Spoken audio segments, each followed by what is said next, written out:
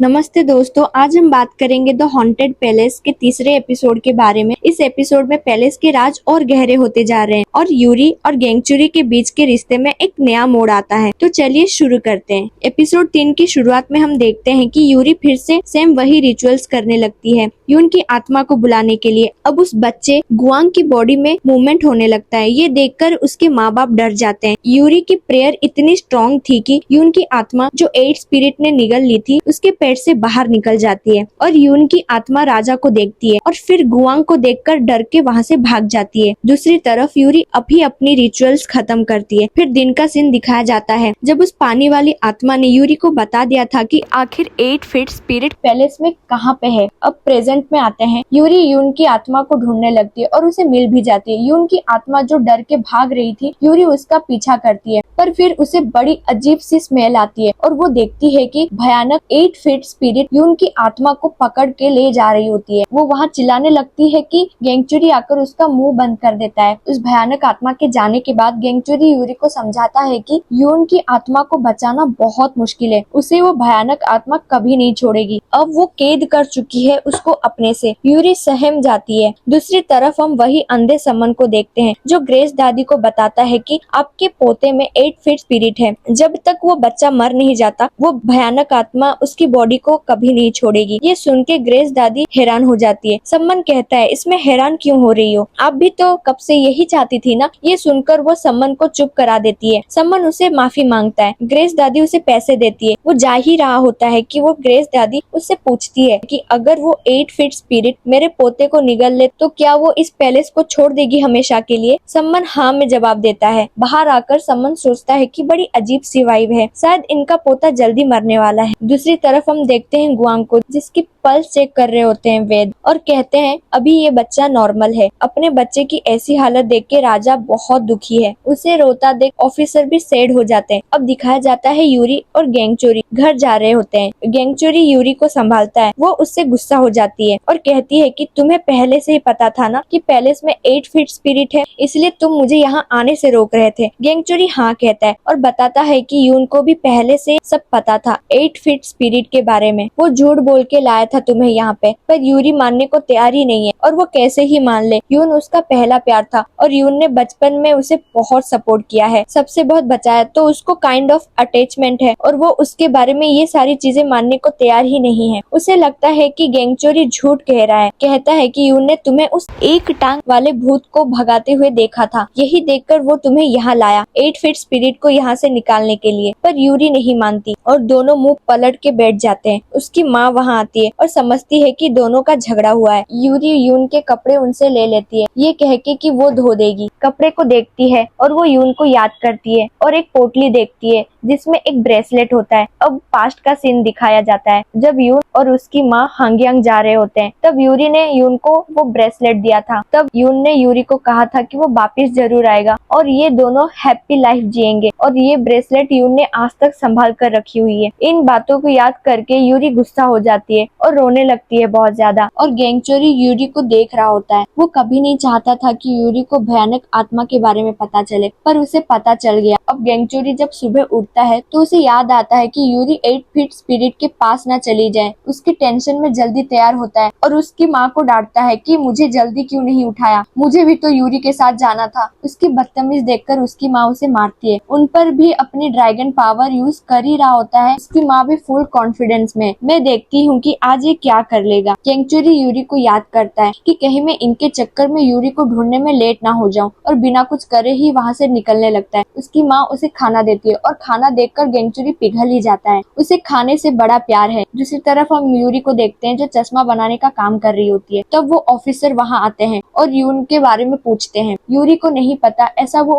उन्हें कहती है और साथ ही वो उसे राजा के चश्मे देते हैं कि इसकी चेन ढीली हो गई है, इसे ठीक कर दो, शाम तक राजा को देना है। ये कहकर वो चला जाता है। अब चश्मा देखकर यूरी हैरान होती है और बड़े ध्यान से देखने लगती है क्योंकि इस चश्मे के ग्लासेस बहुत स्पेशल हैं। उस जादुई पत्थर की तरह हैं जो आत्मा को दूर रखती है। अब हम देखते हैं यूरी उस पानी वाली आत्मा के पास आती है और कहती है कि तुम्हारी मदद मैं करूंगी उसे रिवेंज लेने के लिए जिसकी वजह से तुम्हारी मौत हुई है, और उसके बदले में तुम मेरी मदद कर देना। अब नेक्स्ट सीन में हम देखते हैं यूरी को जो घड़े को लेकर कहीं जा रही होती है कि कुछ बच्चे वहाँ खेल रहे होते हैं। यूरी के बीच में आने की वजह से वो लड़का बॉल ही नहीं पकड़ पाता। यूरी माफी मांगती है पर वो उसे लात मार देता है और कहता है कि तुम यहीं रुको कुछ टाइम तक, मैं तुम्हें बताता हूँ बाद में। यूरी सोचती है कि ये वही लड़का होगा। अब हम देखते हैं गैंगचोरी को। यूरी पैलेस में नहीं है, ये सुनकर वो हैरान होता है। वो आदमी कहता है यूरी को लगता है कि वो छुपके निकल जाती है, अगली बार मैं उसे छुपके निकलते हुए देखूंगा तो उसे डांट दूंगा। उसे ऐसा लगता है कि उसे नहीं पता होगा पर मैं सब देख रहा होता हूँ। ये सुनकर गैंगचोरी गुस्सा हो जाता है कि यूरी को कुछ कहा तो तेरी ऐसी तैसी मैं करूंगा,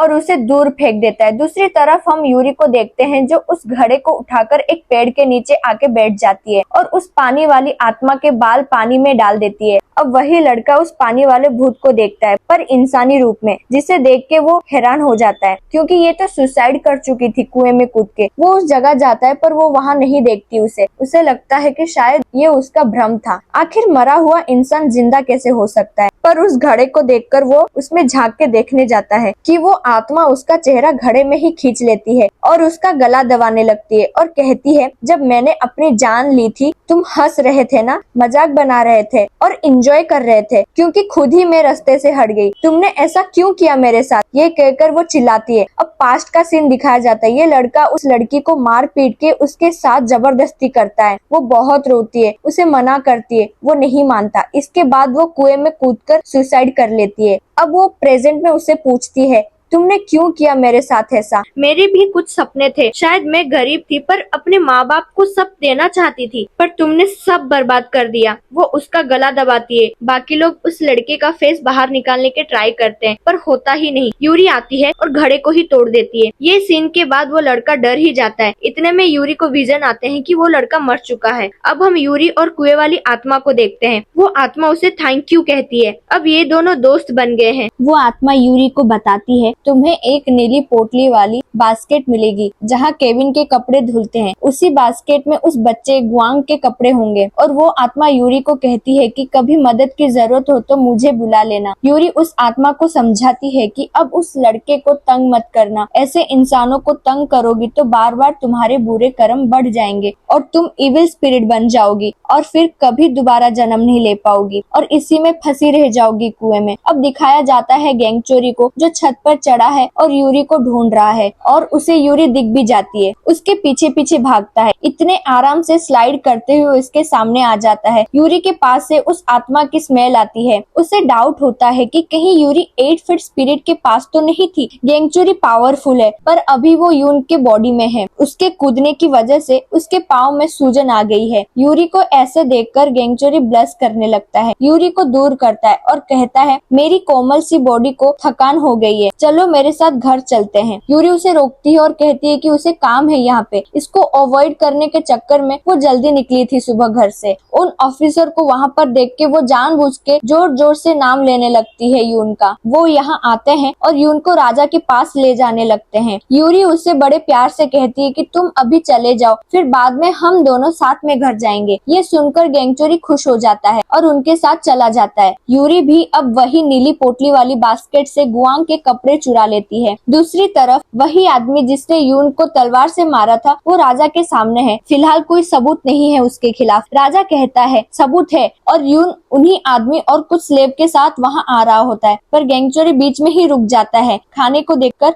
और मजे से खाने लगता है। वो ऑफिसर गुस्से में उसे बुला रहा होता है। खाते खाते वो राजा के सामने आता है बिना तमीज के, बस राजा के पास जाने ही लगता है। बाकी ऑफिसर उसके पाँव पकड़ के उसे रोकते हैं। ऐसे करने से राजा पूछते हैं तुम्हें किसने मारा, क्या हुआ था उस दिन? उस आदमी को देखकर गैंगचोरी याद करता है ये तो वही है जिसने यून को मारा था तलवार से, पर वहाँ गैंगचोरी कहता है कि उसे कुछ भी याद नहीं है। ये सुन के वो आदमी खुश हो जाता है। राजा आते हैं और गैंगचोरी के कपड़े ऊपर करके वो निशान दिखाकर कहते हैं हैं। इसे देखकर पता चल रहा है ये नॉर्मल इंसान ने तो नहीं मारा है, इसको मारना मुझे मारने के बराबर है। और राजा उस आदमी को धमकाते हैं। अब हम यूरी को देखते हैं जो कुछ सामान लेकर जा रही है। अब अगेन आते हैं गैंगचोरी पर, जो बैठकर खा रहा होता है और बाकी सब उसे घूर रहे होते हैं। वो सोचता है कि अब मुझे पता चला इंसानी चालें, इतना पागल क्यों होते हैं पदों को लेकर, इतना महंगा खाना, कपड़े, ये क्वेश्चन सिर्फ राजा के लिए, ऐसे तो यून के घर में भी नहीं है। ये सोच के वो राजा को घूरता है। वो ऑफिसर उसे टोकता है। राजा उसे रिफॉर्म बिल देते हैं जो पब्लिक स्लेव पर है।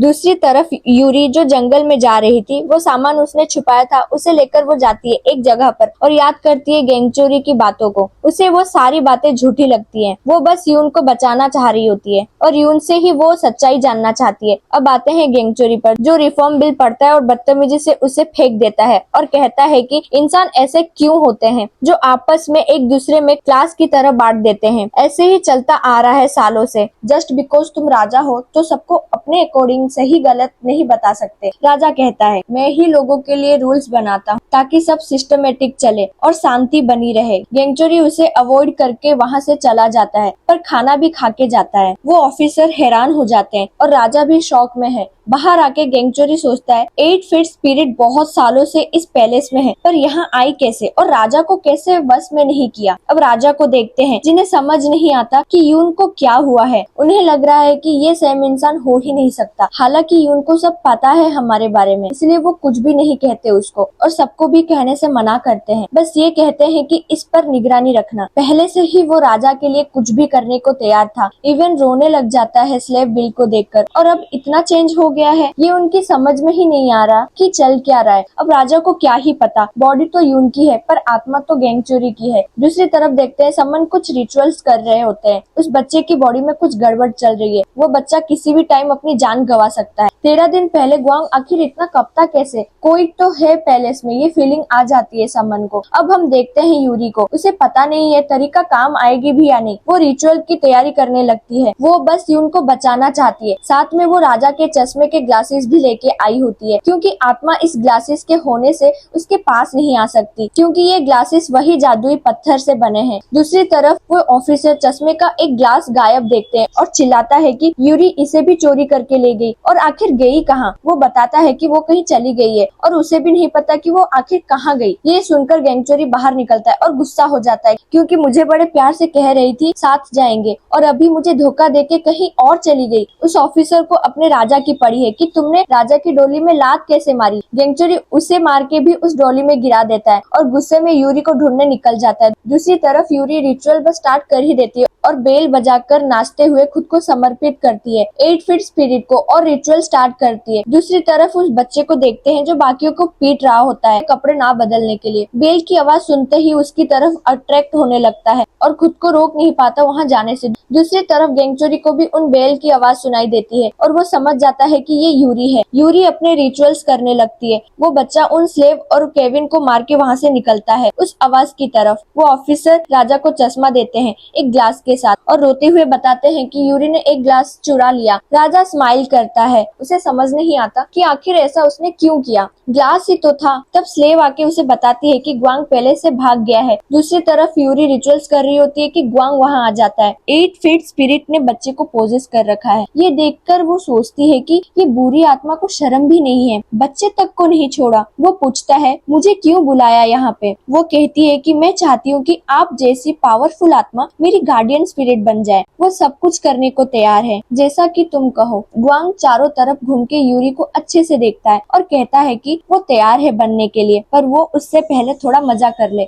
अब वो दोनों बेल बजा के नाचते हैं और रिचुअल्स करते हैं। जब बेल ग्वांग के हाथ में होता है और वो नाचने में बिजी होता है, वो चुपके से जाके वो रस्सी बांधने लग जाती है और वो बांध दे इससे पहले ग्वांग उसे देख लेता है। वो भागती है पर वो उसका गला दबाने लग जाता है। वो पूछती है कि तुम कौन हो, पर वो उसे पत्थर से मारने वाला होता है कि गैंगचोरी वहां आ जाता है और ग्वांग को तो आराम से रोक लेता है। इतने में वहां राजा भी आ जाते हैं। गैंगचोरी ने बच्चे का गला पकड़ रखा है। ये देखकर वो ऑफिसर आने लगते हैं यूरी मना करती है और कहती है राजा को ये आपके अच्छे के लिए है और इसके अंदर ना आने की रिक्वेस्ट करती है। वो लोग बीच में ना आए। गेंगचोरी बच्चे को पकड़कर चाकू लेकर खड़ा हो जाता है कि वो भी हिला तो इसको मार दूंगा। राजा सबको रोकते हैं। यूरी चारों तरफ रस्सी बांधती है और इतने में गुआंग गेंगचोरी के हाथ में काट लेता है। यूरी वो ग्लास लेती है और गुआंग के चेस्ट पर लगा के मंत्र का जाप करने लगती है। एक ऑफिसर तीर मार देता है। गेंगचोरी बीच में आ जाता है और वो तीर उसे लग जाता है। यूरी अपना रिचुअल्स जारी रखती है और यूरी के प्रे से वो 8 फीट स्पिरिट खून की उल्टी के थ्रू बच्चे की बॉडी से निकल जाता है। दूसरी तरफ समन अपना रिचुअल कर रहे होते हैं और कुछ अनहोनी का आभास उन्हें भी हो जाता है। यूरी उस बच्चे को संभालती है। वो 8 फीट स्पिरिट कीड़े की फॉर्म में बाहर निकलता है और राजा को पोजेस कर लेती है। यूरी कहती है गेंगचोरी को कि पता नहीं 8 फीट स्पिरिट कहाँ चली गई। स्केयर रोप तो है यहाँ पर, तो शायद इसी चारों ओर ही होगी, ज्यादा दूर नहीं होगी। पर जब उनकी नजर पड़ती है रस्सी पर तो रस्सी जल रही होती है, मीन्स आत्मा बाहर निकल गई है।